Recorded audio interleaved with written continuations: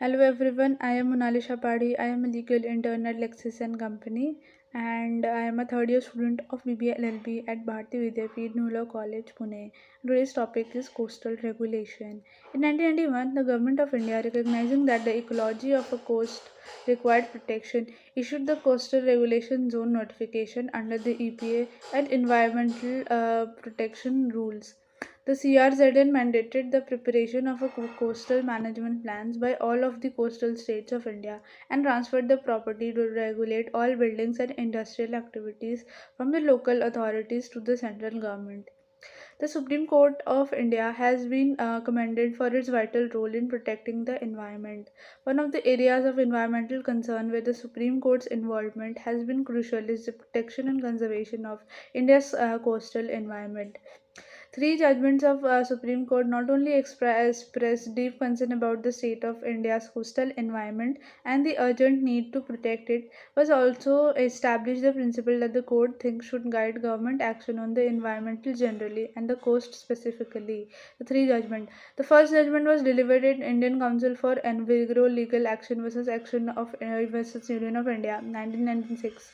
It highlighted that the coastal zone management plans, which were to be prepared by the state government, had not been finalized despite the passage of uh, a statutory period of 1 year. It also challenged the amendments made to the law by the central government in 1994 to relax certain prohibitions.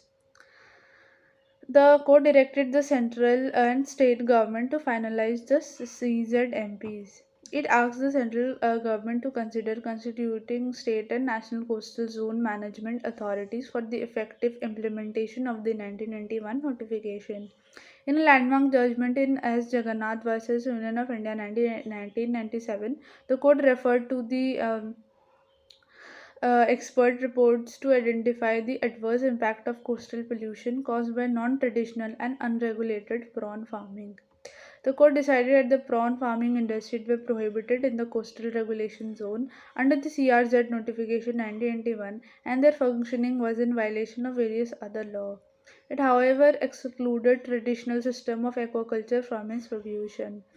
The third case was in Waima Island versus Union of India and others 2013. The issue before the court was whether certain properties on an island in the Vebanand backwaters of Kerala should have been categorized as CRZ1, which restricts its building expansion in Kerala CZMP.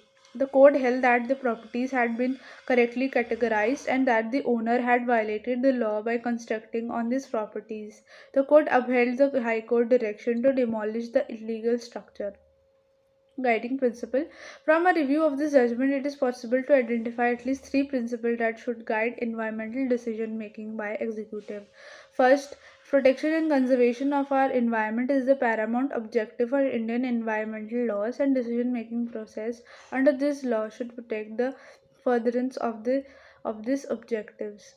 The in Indian Council for Envora Legal Action, the court assessed the government amendment to allow any obstruction between the endangered, that is, the area between 200 meter from the high tide line.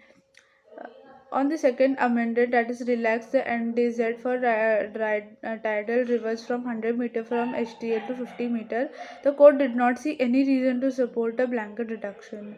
It concluded that the reduction has been done for extraneous reasons. In Vami